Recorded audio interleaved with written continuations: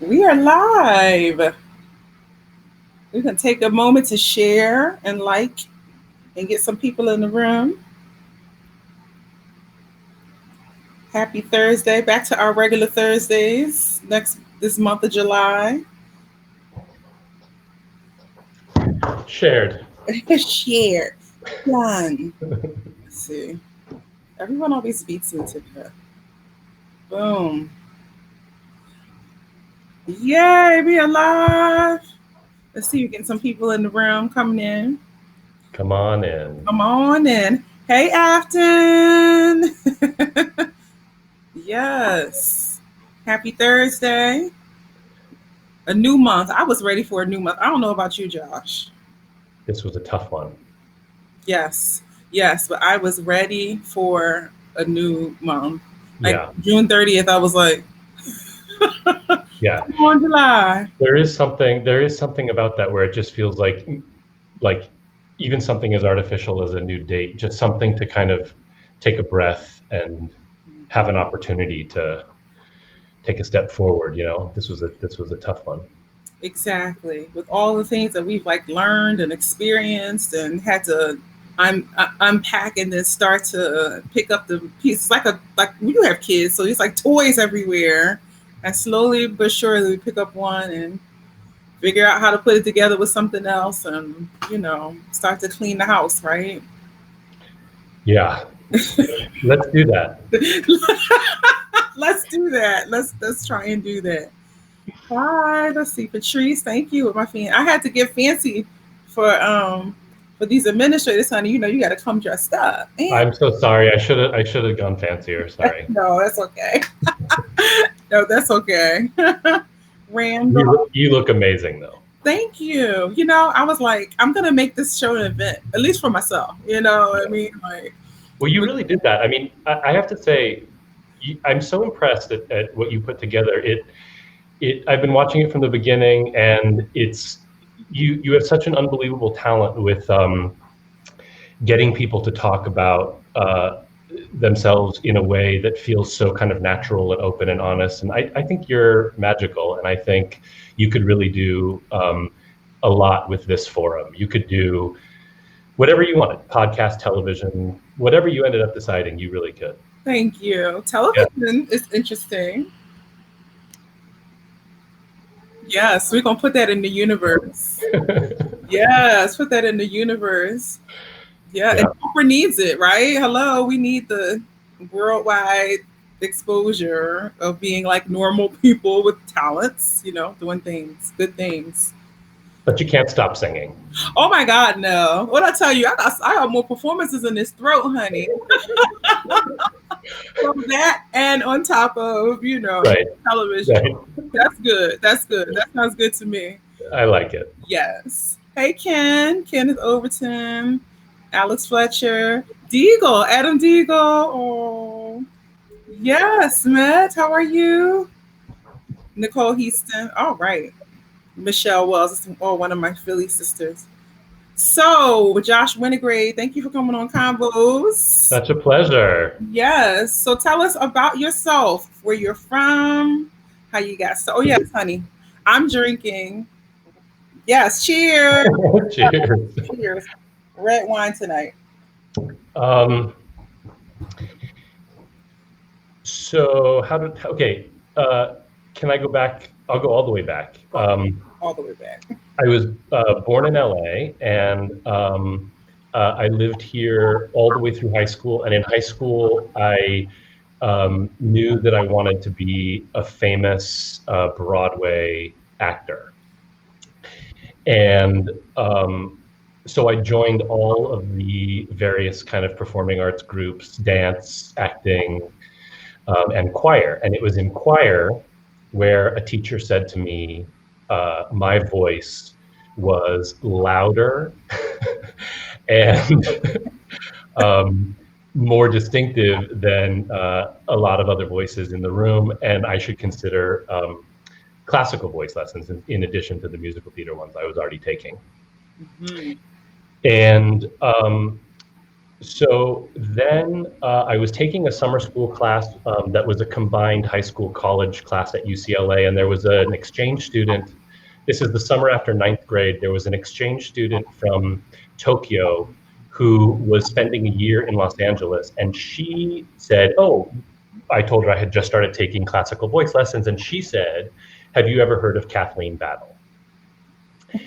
And I said no, and she gave me her Schubert CD with James Levine at the keyboard, Mm. and I think I probably like listened to it for 48 straight hours just sobbing. I didn't know that the human voice was capable of that. I didn't know it, Mhm. and um, and so that became an obsession with. Started with Kathleen Battle and then became an obsession with opera in general. Mhm. So after high school, I, on a whim, decided to audition for Juilliard, and I got in. Look at you. Okay. And I did my undergrad and my master's there. Mhm. And then I did 3 years in the studio at Houston Grand Opera after Juilliard. And it was there where, because I fell so in love with Houston Grand Opera and Wolf Trap and the other places that I was working as a singer, New York City Opera. I fell so in love with those with the companies and with what I saw as the kind of service they had in their communities, Mhm. and the opportunity to get to know patrons and board members and volunteers and to see the excitement and the enthusiasm about what it meant to them. Right. And it was that experience that made me realize I probably at some point wanted to transition from singing to working at a company. Really interesting. Yeah, and Early on in your career, though. yeah, and I had people like Mary Lou Falcone and other people say, but things are going really well for you. You're getting great jobs. The career is really happening. Just don't quit yet. And so I didn't. I sang for 5 years, and then um, and then you know this is a good time for me to say the absolute most important people in this industry by far are the singers, I believe, in opera. Mhm. And it's for me, it's why I do it. You're the people that I love most. You are everything about what you do brings me such unbelievable joy that it was this kind of weird simultaneous thing where I realized I I loved it more when I wasn't doing it. I loved it more when I could help you. Wow. And so I also started like waking up in the middle of the night and not remembering what city I was in, and it started kind of getting tough mentally. Yes. Yes. The travel and the pressure and the air conditioning and the caffeine and the and I just Constant checking whether or not you still got it or not. yeah, I couldn't do it. Couldn't do it. But I love you guys for doing it. Well, no, not many people speak like that.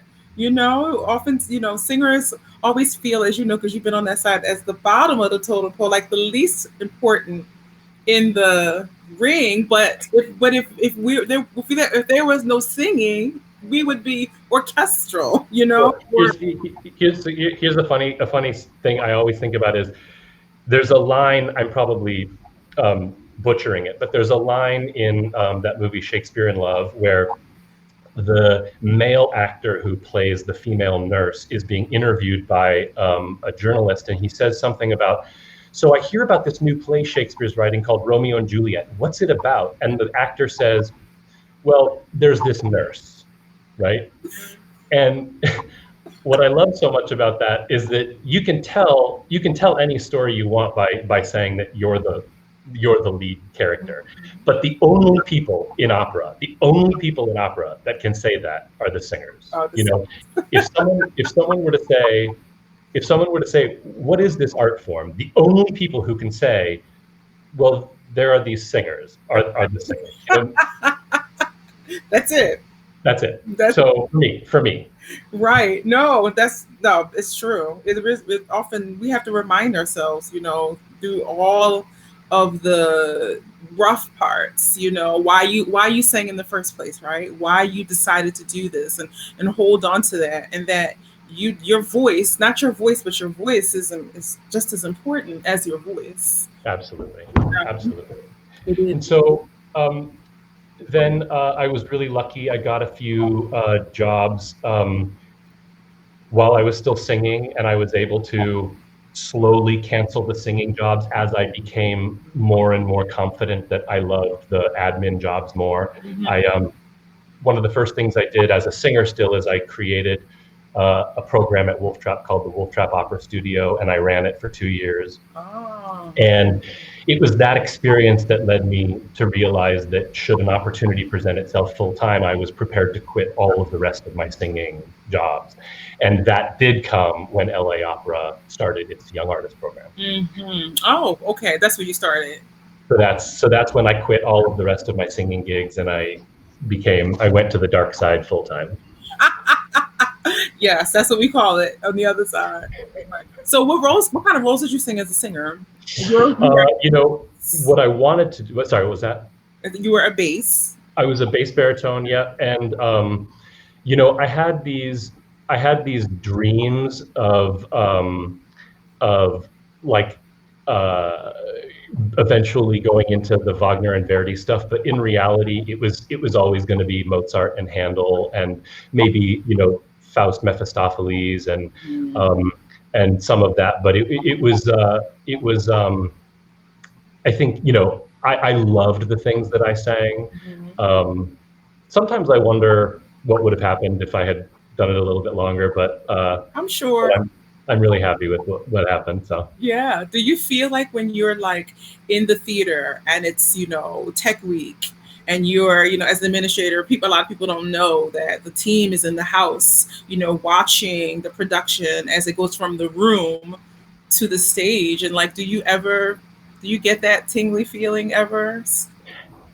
I do. I mean, um, you know, I can't overstate enough how the career messed me up in my head.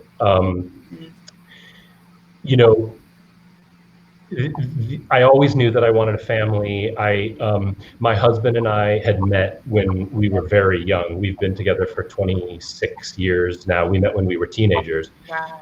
So through all of this, every good opportunity, every 2-month contract, every big new debut was like something pulling me away from where I wanted to be. So I couldn't ever really enjoy those things. So the answer to your question is I get much more excited now than I did as a singer. I don't know what it was about me. To be a singer requires a kind of constitution and a kind of belief in what you're doing. And you have to be willing. I mean, this is one of the things I work with the young artists all the time, is that you have to know that everything you're doing is worth my time. You have to believe it. When you get up there and you command my attention for between 5 and 300 minutes, you have to know it's worth my time. You have to know it's worth 3,000 people's time.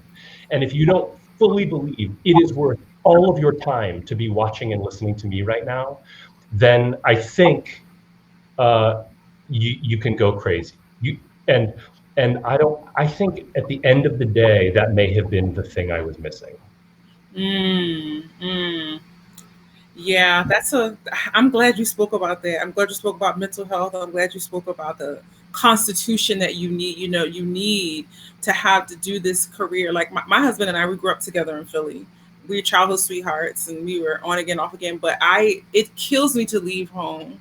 I love singing. I love my art. I've given my life. I didn't have children or anything for this, you know, for the career, but like it kills me. But when I go and I have these amazing experiences on stage, I'm like, this is what I'm born to do. So Yeah, this thing. yeah, I yeah, totally understand. I think that conversation is lacking in the training of artists. But I'm glad yeah. that I know you do it with your young singers when you have real conversations. Yeah, and I feel like the thing that is most compelling to me about any artist of any kind is the conviction that they have, you know, and a lot of singers that I speak to, they say things like, you know, well, this role has already been recorded by people who are better than I'll ever be. What could I possibly have? And I said, but the thing is, you have to believe the most seductive thing about watching a performance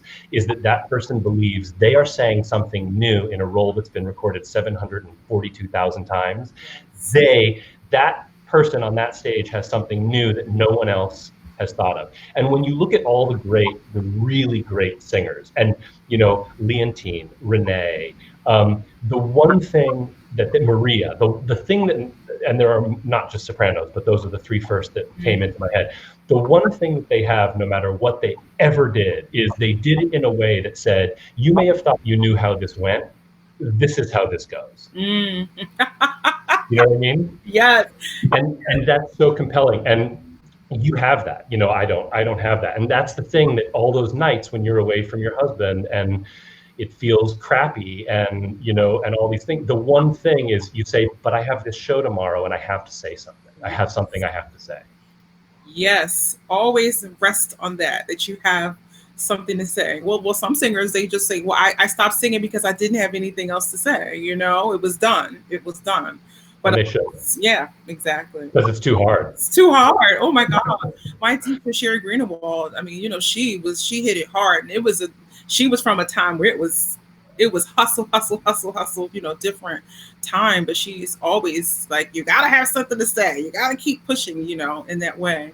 Talk about your family, because we don't get to know, you know, just for the little pictures and things, but the broader audience doesn't know. Well, my husband and I were, we were approached by a friend of a friend who had asked if we were interested in adopting her baby. And it didn't end up happening because in a beautiful turn of events, her and her husband ended up deciding that they were going to keep their sixth child. And I mean, that, you know, that was great. But for those few weeks, we got so excited that we said, you know, we've been having this conversation for, you know, 2 decades at that point. And at that time we were, you know, almost 40. And we said, if we're going to do this, you know, let's do it. So we ended up having 2 sons via surrogacy. And they are 4 and exactly 4 on this past Monday, and the younger boy is 2 1/4. And one day I will look back on this quarantine period and be so grateful for the amount of time I spent in a house for 4 months with 2 toddlers. But right now, I'm losing my mind. Yes. Gonna be honest about that. When I saw the video of the kids, they were at the end of their day, or at the moment, and your face, my ovaries are like, see, I told you so. No, ma'am. That's a tough age, 2 and 4. Yeah, and I have friends who are saying, you know, I know it's tough. I mean, I have friends whose kids have missed major graduations and are missing very, you know, really important kind of transitional, you know, milestones in adolescence. And I know it's really tough, but I have to say that is tough because your heart is breaking for your child. Yeah. This is tough because they're too young to understand what's happening, and it's just, you know, it's I can see that we are doing our best, but we are not able to provide the same level of kind of like social advancement that other groups of kids would help them achieve. Of course. Yeah. But they're amazing. Yeah. But they're amazing and beautiful, and I love them to death. And so, like I said, I will be very grateful to have had this time with them. Yes, I'm sure. On the other side of it. Yeah. And so your husband is an artist as well? We met at freshman year at Juilliard in the cafeteria. Uh-huh. He was in the dance department and he became a modern dancer. He ended up spending 11 seasons with the Mark Morris dance group. Oh, wow.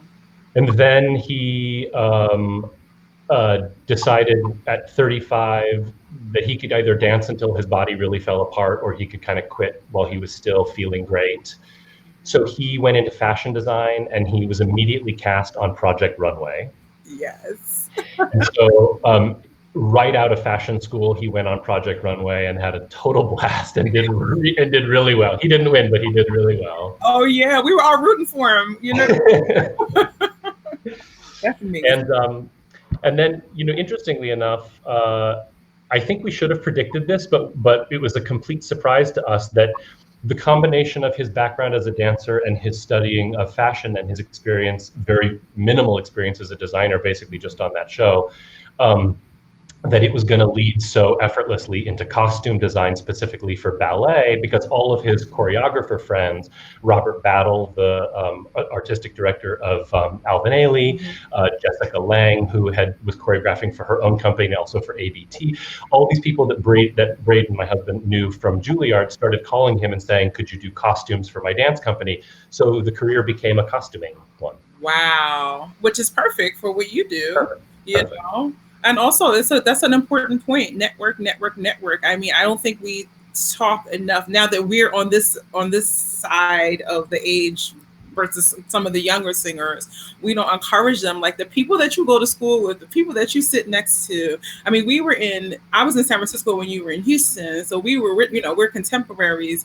But the people will don't forget that we all directly affect each other. You know what I mean? And networking and keeping those relationships healthy, honest, you know, supporting one another, because the person can be giving you a job in the future or assisting you in your career. Like you can even talk about that. Yeah. I mean, one of the things I always say, I'm approached really kind of constantly by singers questioning whether they want to get out of the career and go into the admin side. And you know, one of the things that I say to every single one of them, even if they're 21 years old, is I say, I have absolutely no doubt one day I will work for you. And you know, that is true. And Karen, I'm telling you right now, I have absolutely no doubt one day I will work for you. And so I am going to be, you know, that's really how it is. And so I think that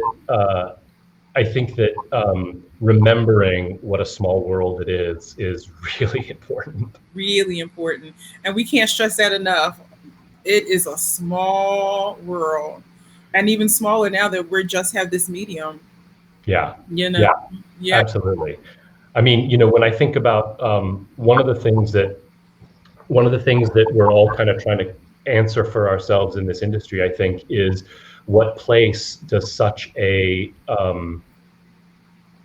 intimate, small, distant, isolated, digital, electronic means of communicating, what place does this have in an art form that historically is all about people congregating together and people, you know, experiencing something with no wires, and you know, that's going to be something we all have to figure out together.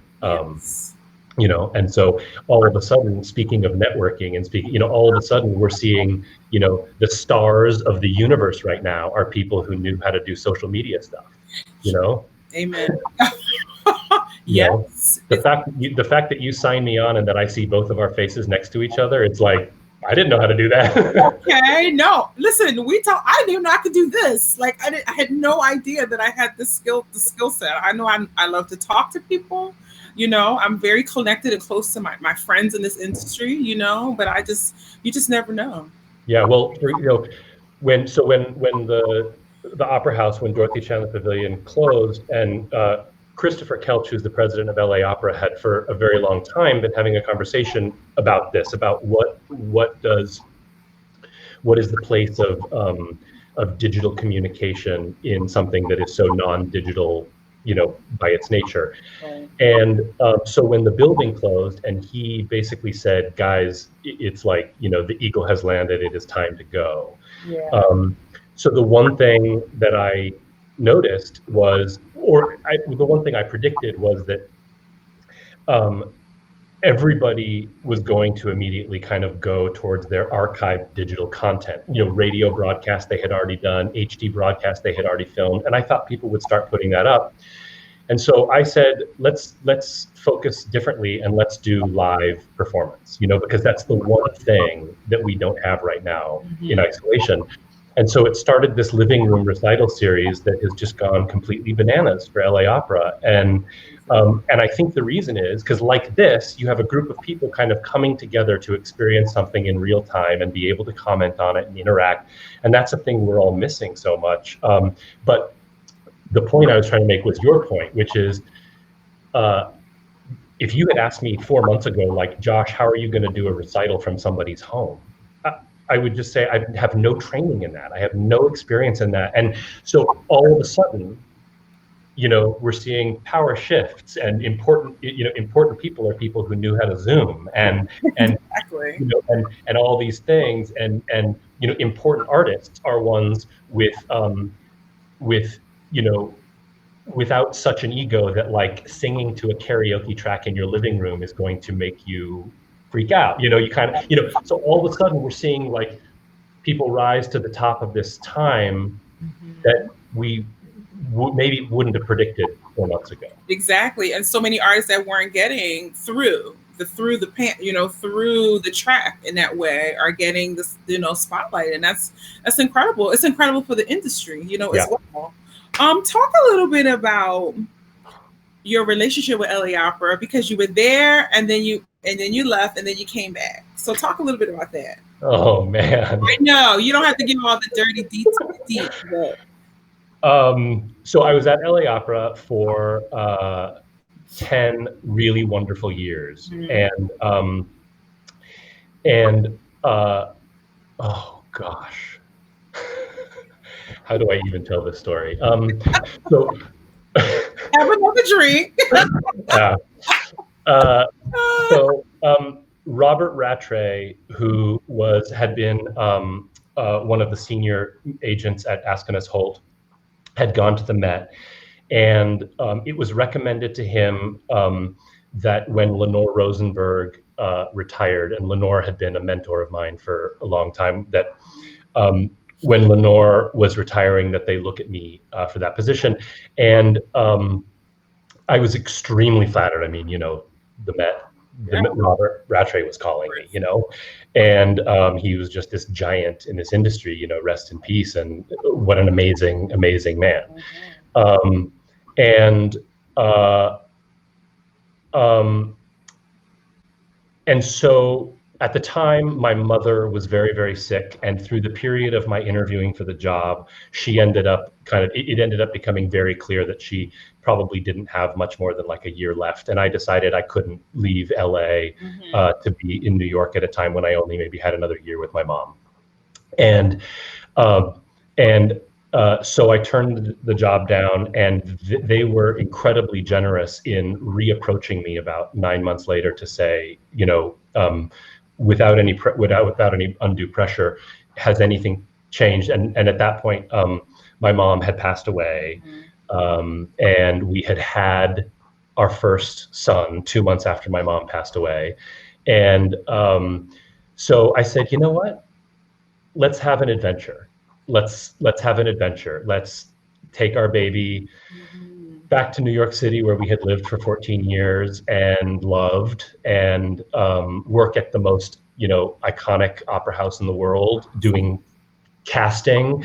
And for a job in which my only goal in life is to provide unbelievable opportunity for the singers, because this industry starts and stops with singers. I said it already in this conversation. It is, an orchestra goes on strike, you can put it, I love the orchestra, but an orchestra goes on strike, you can put a piano up. The scenic design fails, you can do it in front of a curtain. Yes. The only thing you cannot do this without are the singers. if I don't show up for my job, you can still do it, So, you know? mhm. So I thought, well, to have Lenore's job at the Met, where my only job is to provide opportunities for singers, is going to be a dream come true. And all I can say is, for both of us, for both me and the Met, it was just not the right fit. It was uh, what I loved so much about my 10 years at LA Opera, and what I continue to love. And man, am I lucky they took me right back, right? Yes, I yes, mean, absolutely.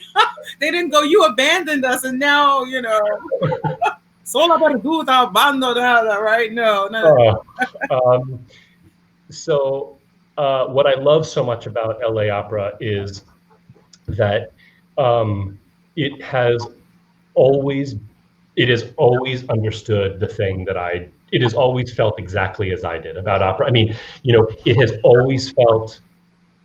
always agreed. My view of this and LA Opera's view of this industry have always been in alignment. And, you know, and it just felt really, really, it feels really good to be someplace that I mean, I believe in it 100%, and that feels so good. And I just feel so good to be back. I love to hear people talk about their home company like that. As singers, we have our home company, right? Well, if you're lucky enough, but yeah. So when you talk about casting, so you're the casting director. For those of you who are not opera people, he hires singers, directors. I don't hire directors, but certainly I contribute to the process that we go through of selecting productions. It is not my primary focus. My primary focus. So I'll tell you what I do at LA Opera. My title is the Senior Director of Artistic Programs, and the way that I like to think of that is that I am central to the effort of 3 artistic programs. And what those are is one, casting and artistic administration, which in our company also includes things like the music staff and the library, the young artist program, and the off grant program, which is the series that we do that happens at all the theaters outside of our main opera house. And that includes new music, chamber operas, Baroque repertoire, concerts, things that aren't opera at all. For example, Right. we have a film series that is incredibly popular at a kind of old Hollywood movie theater, where our orchestra will play live content to a film. So it's really, just stuff that isn't for our main stage, but needs a home. So those are the 3 artistic programs. So back to you. No, no. I mean, that's fantastic because it just shows to show you how you have to be when you are a casting director. It can't just be just about the voice. You know what I mean? Or I mean, knowing opera. You know what I mean? Knowing the opera voice. Of course, you have to know when you're building casts, right? You have to know who's going to fit in what cast. Yes, although I will say that I have found more than any other company I've ever had real direct experience with, that thankfully LA Opera really feels like you start with the voice. That's what we're all doing. You start with the voice, and very, very, very connected to that, because it's not. I don't just mean the vocal material. Right. I mean also you start with the ability to move people through the voice. As Lenore Rosenberg once said, she actually, in her retirement speech that I was lucky enough to hear, she said, when I was growing up, the acting was the singing. And I think that what she meant by that was that you can't talk about them separately. Right. So I'm very lucky, but I will agree with you 100% that when I'm sitting on large panels, especially with a lot of European casting directors, and when I'm sitting in large groups of people, I do hear a lot of stuff that makes me pretty sad, where when people are talking about voice, it is not primary. Right. Yes, I mean I've had that as a critique too. Beautiful, beautiful voice, beautiful art, but can she act? She can act. Just give me a job. You know what I mean? Like, but it's the whole thing of like, are the other skill sets are more important for certain places, certain countries, certain whatever than the voice. So you toil for decades trying to master this thing, and then you get out there and they tell you, you know, Yeah. it's just one on the list in a way. You know. I don't want to come across as naive, and I definitely don't want to come across as blind, because I really don't feel that I'm either of those things. But I will say there are enough, not maybe not a majority, but there are enough people out there who agree with us, that I just have to have faith. I mean, there are also people who say abominable, horrible things about somebody's dress size and things that, are just completely unacceptable, when you're talking about, something that is a musical art form at its core. Um, and I hear those things. I'm not pretending that they're not there. They're really out there. But I do want to say there are times when I'm feeling really, really down about all that, that I am reassured that there are enough of us who disdain that, that I just have to have faith. Yes, absolutely. Yeah, I mean this myth of that everyone has to be HD ready. Everyone has to be HD ready, and that some it's just not possible. It's not possible for everybody Right. fit into a certain look, a certain costume, particularly when you sing certain repertoire. I mean, I don't care about any of those things. I figure. So before I move on to something else, like what is it about an artist, about a voice that you go, yes, yes? So my being raised into this art form was, through a handful of singers, and I'm not unique in this. I think we all have that, where I think the thing that I gravitated to in those singers was that everything that came out of their mouth was so filled with, something to say, and something powerful, and something, authoritative, and something, I mean, like, for example, so I said that, the first CD I ever heard, the first classical singing I ever heard, was the Kathleen Battle Schubert album. And that immediately led me to buy every Kathleen Battle CD, you could buy. And then I mean, I was a kid, and so that, through the Spirituals album, I discovered Jesse Norman. Of course, yes. And so then that led me to buy every album Jesse Norman ever, recorded.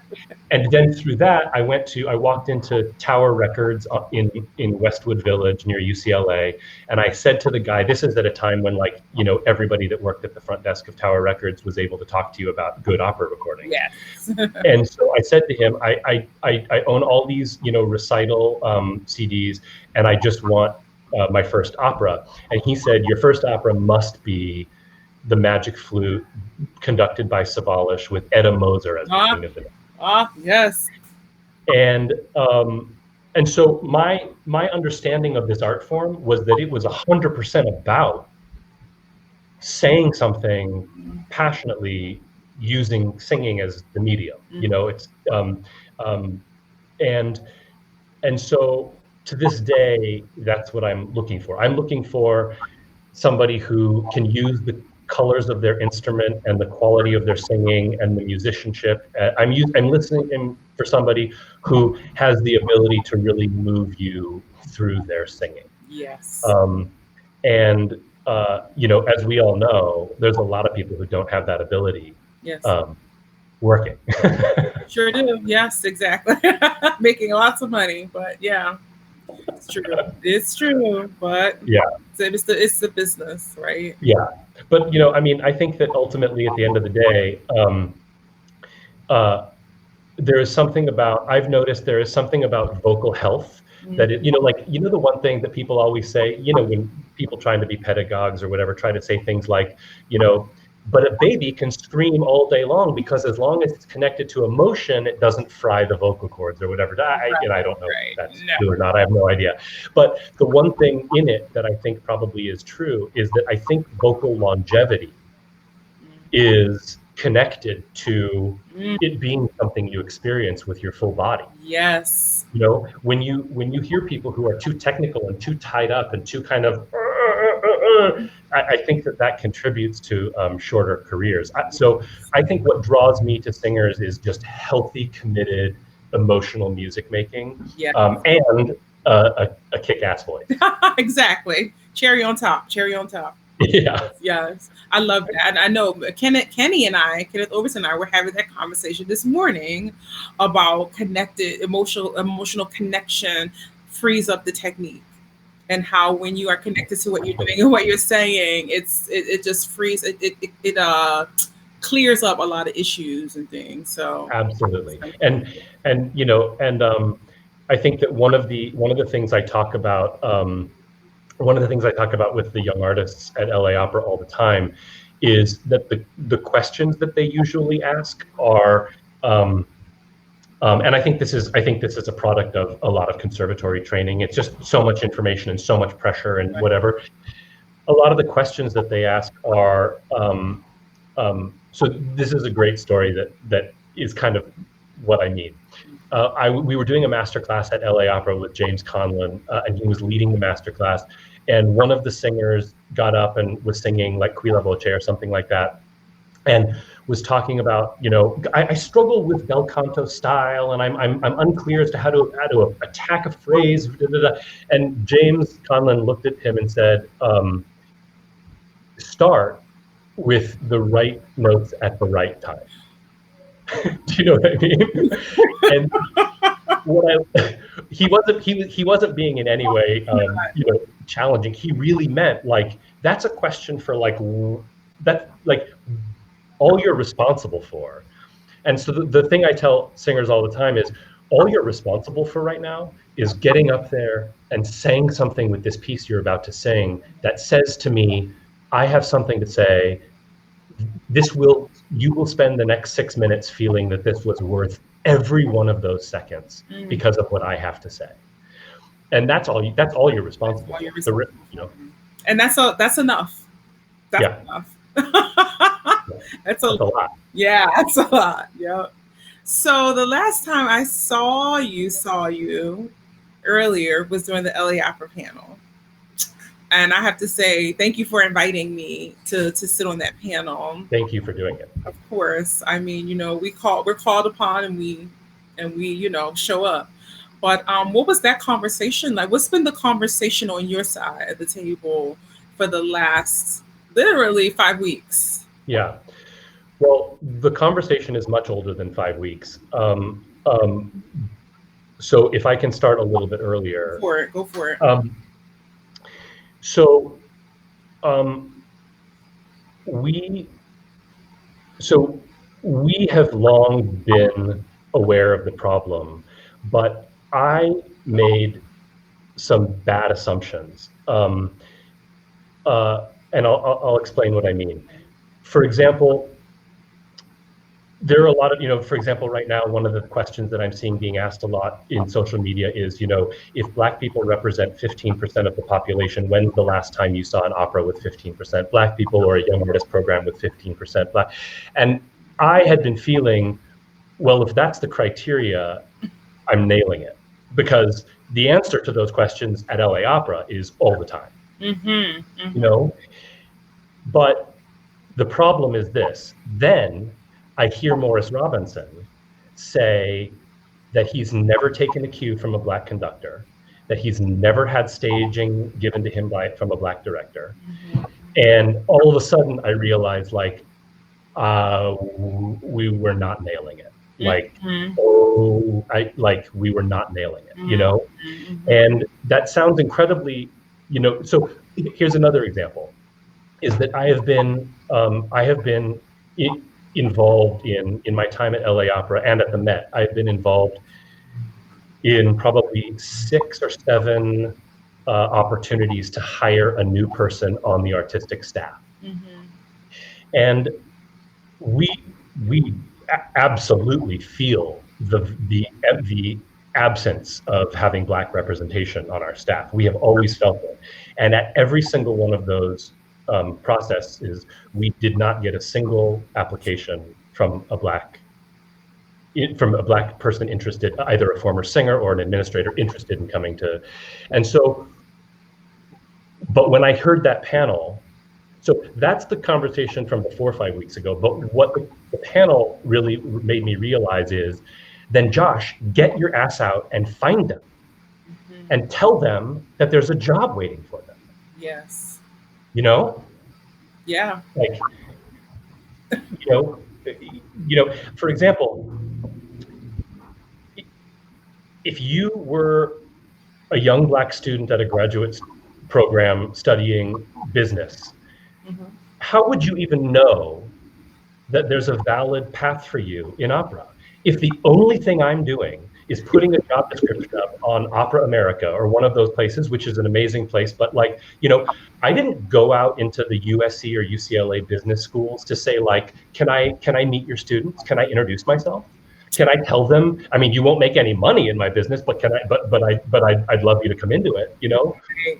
And so, I think the major change for me between 5 weeks ago and earlier and 5 weeks ago since is that I thought, I thought we were doing a pretty great job, and I realized we were doing a terrible job. Right. Right. And so on the heels of that, when we, 6 months later, when we have more diverse behind the stage and more of us are getting more opportunities to sing, because I sing pretty consistently, but I don't sing the things that I want, that I should be singing consistently, and that's another issue. But like, what is that going to look like when there is more diversity sitting next to you for people? Like, well, that's the next step, is that for an industry that is so white in one way, Yeah. and we now have this influx of Black creatives, Latin creatives, whatever that is, Asian.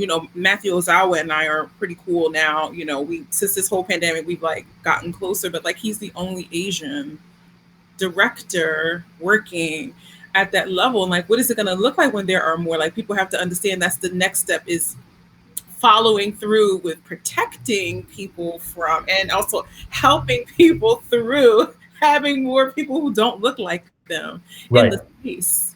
Well, first of all, it's essential that happens, because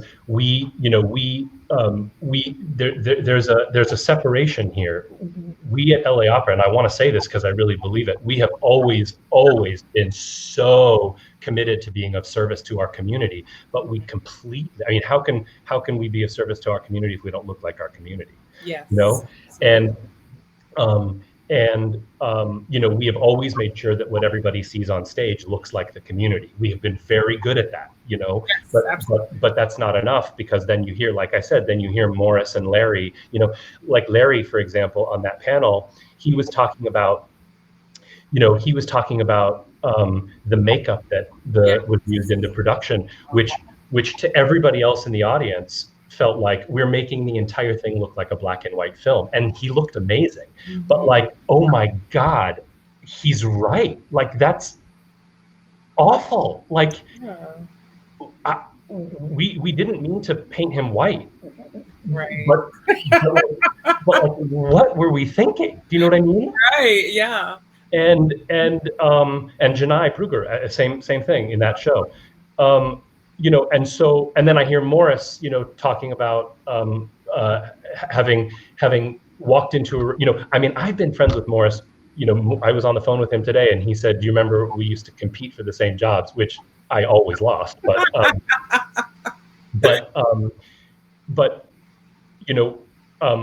so I've known Morris for how many decades, or at least how many years, and I had no idea that he had ever had any discomfort stepping into that rehearsal room. So, the idea is that we must make we must make the whole company feel like the community so that we are a welcoming place for everybody and that we optimally serve the community, which is our goal. It's in our mission statement that we do that, you know? Right. And so we just have to, and we know that, and we're going to make that happen. I wish we weren't all isolated and quarantined right now, because you'd see it. So that's why when I was having the conversation with Janae Bridges, and she said, I said to her, you know, the only thing we can offer right now is a platform of like 65,000 people. Can you use it? And she said, yes, I can use it. And she put that whole thing together. And so, you know, so that's what we have right now. But when we get back into the building, we'll do the rest of it. Absolutely. And how do you move together an industry that's so territorial, right? You know, you have your LA, you have San Francisco, Seattle, you have your Met, you have your, and then all the, you know, the middle companies. And I feel like as a collective, like I hope that we can come together as a community and not these just institutions, you know, where you guys are doing your thing and this one's doing the thing, but then the one who's not doing the thing is like, you know, the ugly stepsister on the side, you know. I mean, the conversations that you guys have when you come to Opera America, when you come to, you know, mid-conference and those things, like administrators, like, I wonder, are you getting the support that you need for those things? Oh yeah, I mean, I think if I understand your, I do believe that the support systems are going to step up, and I believe that, I mean, I think that some places are more ready to act quickly. I also want to say that I saw Afton just commented. She said, I have applied literally just recently. Please email me at jwinograde@laopera.org. It was not an application that came across my desk, so let's talk about that. Yes.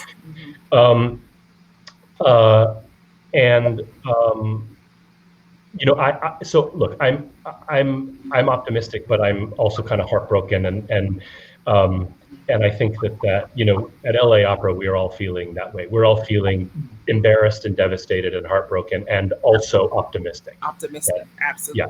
Absolutely. So, you know, the other thing I'm so sorry, I didn't mean to interrupt you, but this is your thing, so go for it. the only thing I wanted to say is when I was telling the story about receiving applications and not getting enough applications that looked and felt like the city of Los Angeles, I also want to say that I am approached weekly by multiple singers who have asked me about the transition to administration. And I can tell you, in 10 years, I'm not sure I've ever been approached by a Black singer. And so I want to do whatever I can to so if there are any Black singers watching this, or people who have friends who are Black singers, and you have heard them talk about wanting to transition to what I do, I have limitless time to spend with those people in helping make that happen, because we desperately need them on this side of the business. And so again, before 5 weeks ago, I thought I wasn't aware of the interest. Now I'm realizing we did not make that clear. Well, yeah, I mean, we had a quick talk about something else, and I was like, yeah, I think I want to, you know, when I'm finished singing, I would like to be on the side of the table. And your face, you were like, what? You couldn't see your face, but I could see your face, and you were like, I was like, I still got to keep singing, but, you know, just FYI, you know, if y'all got a place for me over there in LA to do a little something. You let me know when you're ready. I got it. No, this is fantastic. I mean, I think that these are the conversations that we oh, Kenny, he's interested. Come on, Kenneth Overton. Yes. I mean, these are the conversations that a lot of us have privately with each other. And Morris is here too. He must have heard you talking about him, because he's the first time I've seen you on Convos, Morris Robinson. Hi, Morris. Hi, Kenny. Outside of being a guest, I mean. But no, I mean, I think that these are a lot of the conversations. It's so funny. The last month has been all of the conversations we all have privately with each other are like out there, which is it's amazing. Well, you know, and I think that, and I look, I think that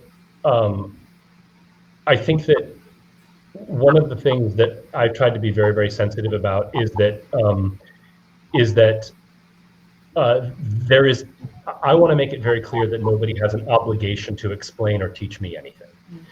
But at the same time, I cannot tell you how hearing those stories from you and Morris and Julia and Larry and Janae, um, you know, Russ. uh, Russell, I mean, I cannot tell you how hearing you guys speak about stuff seared a hole in me. And the funny thing is, as I said, I already thought I was doing pretty well.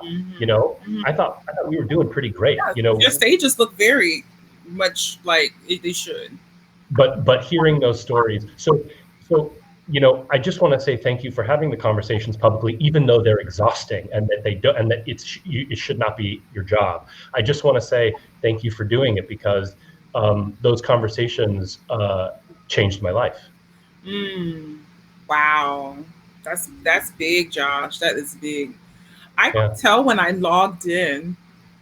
Christopher, I'd never met him before, and I could just tell. I could just tell. I was like, but I texted Russell that morning. I was like, I think I'm gonna cry. Like it was just something that felt so big, and he was like, yeah. And then I text Janae and I texted, and I think that we just all felt that it was going to be transformative, although we didn't know what was going to happen. But so it wasn't just you, it was all of us, I think, and all of the people were changed yeah, by it. It shifted things, I think. That was a and for the yeah. for the better, for the better. So what's the future? What's the future of opera? What's the future of classical music? Everything, not just like, what is it going to sound like? What is it going to look like? It's exciting too in the same. Yeah, I mean, it feels so filled with despair. I mean, everybody I know is unemployed, and everybody I know has their own or more mouths to feed, and it's like right now it's impossible. Like right now, it just feels crazy talking about the future of opera. But the only way it makes any sense to me, like the only way my brain can possibly wrap itself around the situation, is to say that when we get back in the building, and when we're allowed to sit next to each other and 3,000 other strangers, that we'll bounce back quickly, and we'll bounce back serving our communities much more responsibly, Yeah. and we'll bounce back with a commitment to making sure that there is good work being done on the stage, and that I think our tolerance for crap is going to be much lower.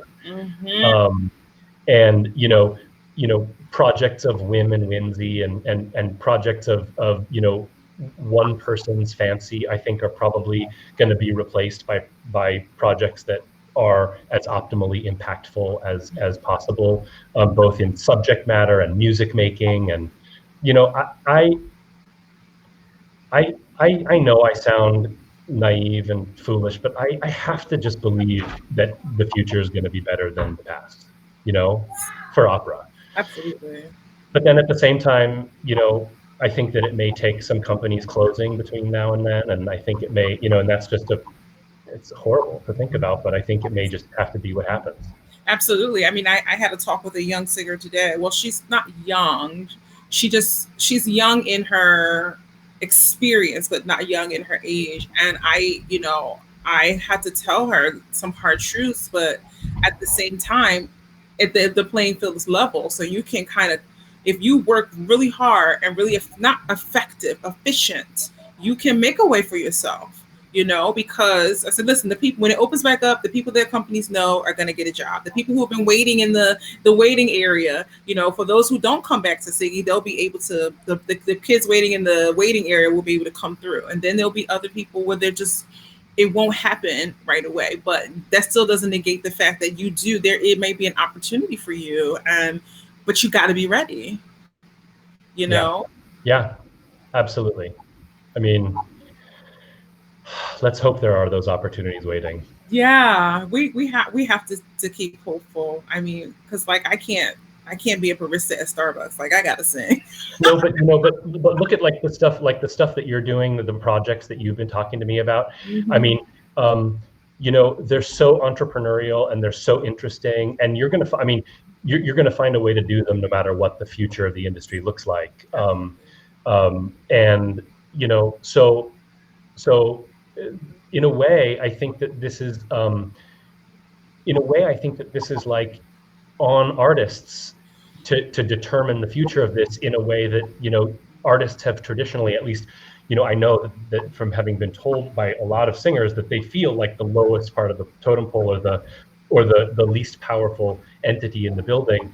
And I think that this might be the opportunity for them to take control and to turn that around and to change the dynamic. Absolutely. Stephanie Blythe was saying that in the comments. So that the artists take the control back, in a way, and work together. Yes. Matthew Ozawa, the industry cannot return to what it was. It must chart a new path forward. Yeah, absolutely.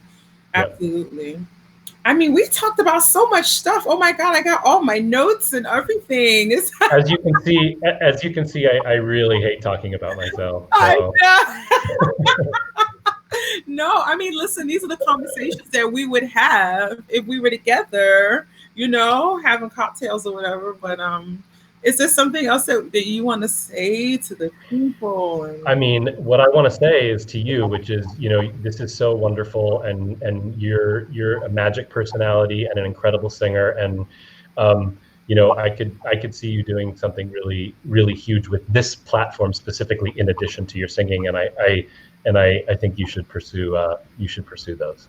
Yes, I have to say that I talked myself out of it for a year and a half. I always tell that story. I mean, some of my friends will tell you, you've been talking about this, but the COVID forced it, and it's just another vehicle for me to use to be the vessel. I love it, and I have to believe that this platform will soar the way it needs to. It's more about me believing that, the way I believe in my gift, my singing, And so we're always pushing, right? Always striving and pushing for better and greater. Yeah. Well, thanks for having me. Oh, thank you for coming, Josh. And we'll have to find a way to come back, to get you back with some other people. And anytime. Come on now. Anytime. All right. Thanks, guys. Thank you. See you soon. Bye.